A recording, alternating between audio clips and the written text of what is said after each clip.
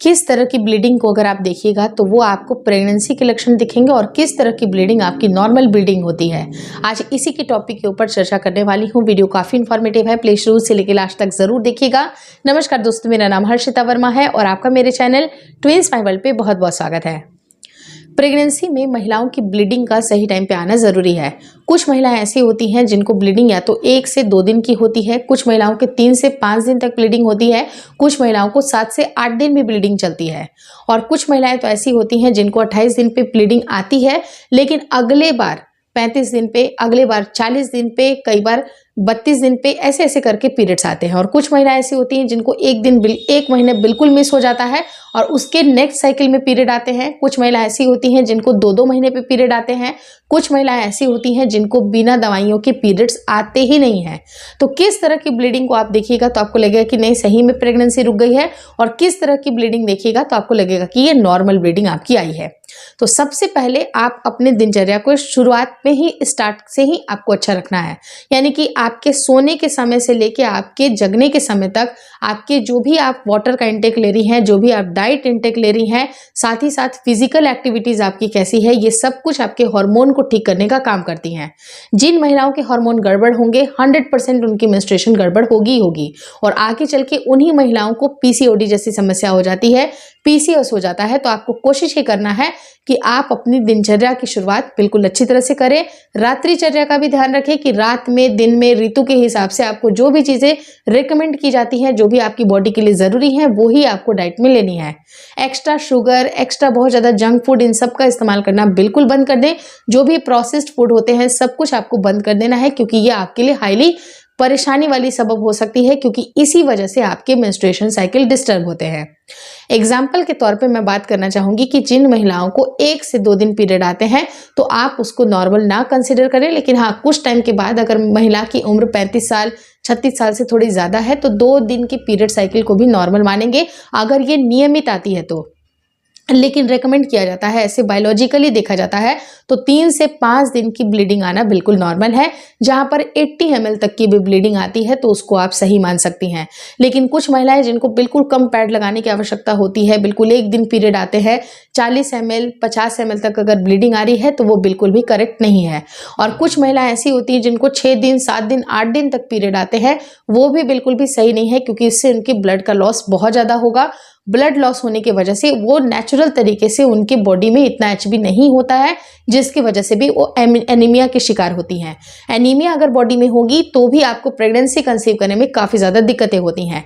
तो आपको कोशिश ये करना है कि अपनी दिनचर्या को, जैसे मैंने आपको बताया, आपको सही रखना है ताकि आपकी जो पीरियड साइकिल है वो भी सही हो जाए। आप कोशिश करें तो आप अपने गायनेकोलॉजिस्ट से एक बार जरूर विजिट कर ले, लेकिन वो दवाइयां देंगी जो कि शॉर्ट टर्म पे काम करेंगी। लेकिन अगर आपको लॉन्ग टर्म पे अगर अपनी पीरियड साइकिल ठीक रखनी है, प्रेगनेंसी की प्लानिंग कर रही है, तो उस टाइम पे आपको अपने रूटीन को बदलने की आवश्यकता है। लाइफ स्टाइल की मॉडिफिकेशन होगी तभी जाके आपके सारे हार्मोन अच्छी तरह से काम करेंगे, क्योंकि ये जो हार्मोन्स है, जो कि LH होती है, FSH होती है, वो आपकी बॉडी को सिग्नल देती है कि इस टाइम पे अंडा रिलीज करने का टाइम है, इस टाइम पे आपकी मेंस्ट्रुएशन आने का टाइम है। तो ये सब कुछ डिपेंड करता है कि आपकी बॉडी के हार्मोन्स कैसे हैं। तो एंडोक्राइन सिस्टम को ठीक करने की आवश्यकता है, क्योंकि एंडोक्राइन जो सिस्टम होती है वहीं से सारे हार्मोन रिलीज होते हैं। क्योंकि आपके सर के पीछे एक पिट्यूटरी ग्लैंड होता है, वहीं से सारे हार्मोन रिलीज होते हैं, और ये हार्मोन्स अगर अच्छी तरह से काम करेंगे तभी जाके आपको खुल करके ब्लीडिंग आएगी। अब लेकिन ये पता कैसे चलेगा कि आपकी जो ब्लीडिंग है वो नॉर्मल है या नहीं है?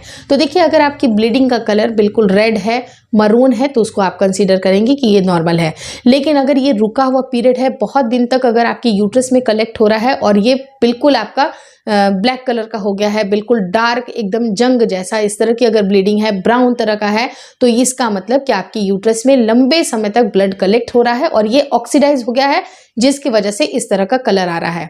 अगर ब्लीडिंग आती है तो वो अगर पिंक कलर की होती है वो भी नॉर्मल नहीं है, लेकिन कुछ केसेस में ये नॉर्मल भी हो सकती है। ये प्रेगनेंसी का भी संकेत हो सकता है, आगे इसके बारे में चर्चा करेंगे।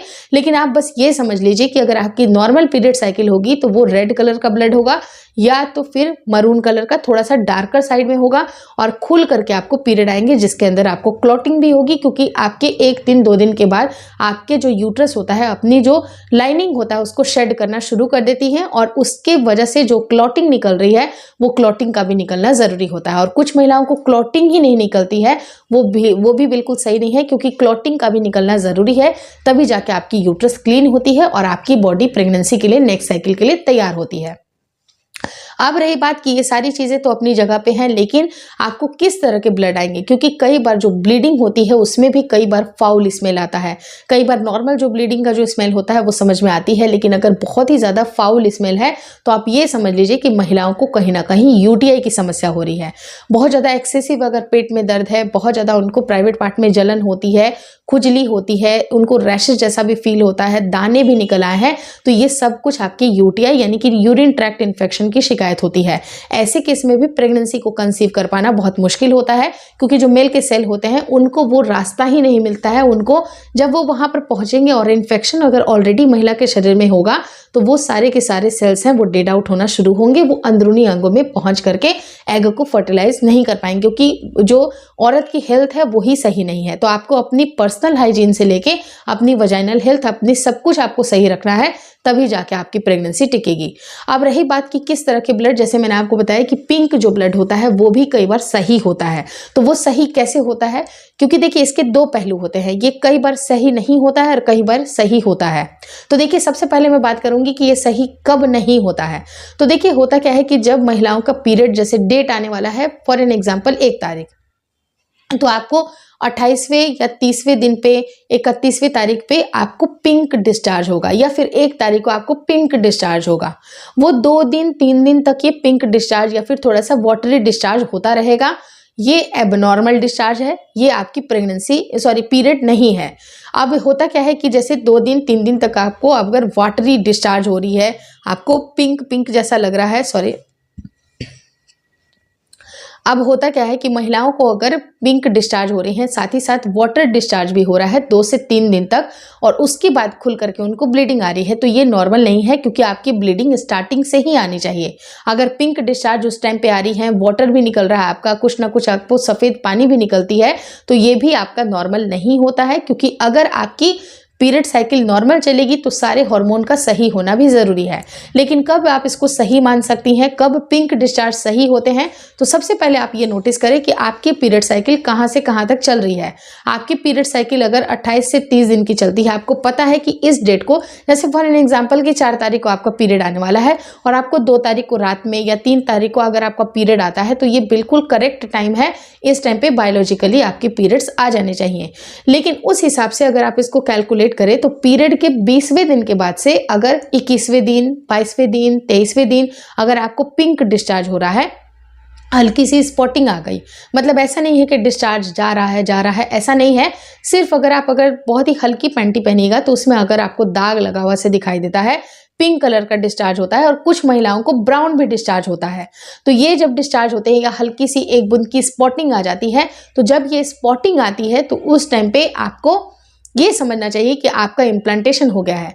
क्योंकि जैसे ही महिला का गर्भ रुकने वाला होता है, उनके यूट्रस की दीवार पर जब ये चिपकता है तो वहाँ के कुछ सेल्स होते हैं, वहाँ के जो टिश्यूज होते हैं थोड़े से श्रेड होते हैं, थोड़े से वहाँ पर खुरचते हैं। तो खुरचने की वजह से होता क्या है कि आपको स्पॉटिंग आ सकती है, हल्की सी माइल्ड क्रैम्पिंग आ सकती है, जिसे हम लोग इम्प्लांटेशन क्रैम्पिंग कहते हैं। और जो आपको ब्लीडिंग दिखाई दे रही है स्पॉटिंग के रूप में, वो इम्प्लांटेशन ब्लीडिंग होती है।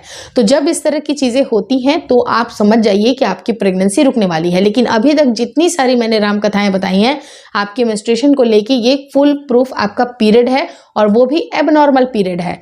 लेकिन जो पीरियड जो मैंने आपको सही बताई कि कौन से पीरियड सही होने चाहिए और सही टाइम पे अगर आप संबंध भी रखती हैं, तभी जाके आपका इम्प्लांटेशन का ये फेज भी आपको दिखाई देता है। और जब ये इम्प्लांटेशन होगा, इसका मतलब कि आपका गर्भ रोपित हो गया है और आपका उस साइकिल में पीरियड मिस हो जाएगा।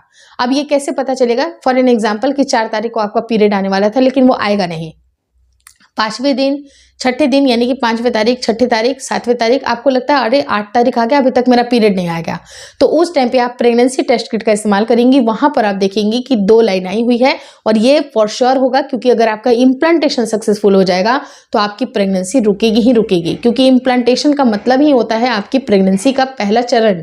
पहला चरण जब स्टार्ट होता है तभी जाके आपकी प्रेगनेंसी कंसीव होती है। तो ये पूरी की पूरी जानकारी, बिल्कुल सटीक जानकारी और बिल्कुल क्लियर लैंग्वेज में अच्छी तरह से मैंने समझाई है, कहीं पर भी कोई डाउट नहीं आना चाहिए। बहुत ही अच्छी तरह से समझाया गया है वीडियो। अगर स्टिल आपके मन में कोई ना कोई क्वेश्चन रहते हैं तो आप मुझे कमेंट डाउन जरूर करें, मैं कमेंट के ऊपर वीडियो जरूर बना दूंगी। Hopefully this video helps you. अगर वीडियो अच्छी लगी तो प्लीज लाइक कर दीजिएगा। चैनल पे नए हैं तो चैनल को जरूर शेयर और सब्सक्राइब करें। मुझे इंस्टाग्राम पे और फेसबुक का जो मेरा पेज है उसको लाइक और शेयर करना बिल्कुल ना भूलें। Thank you so much for watching twins my world.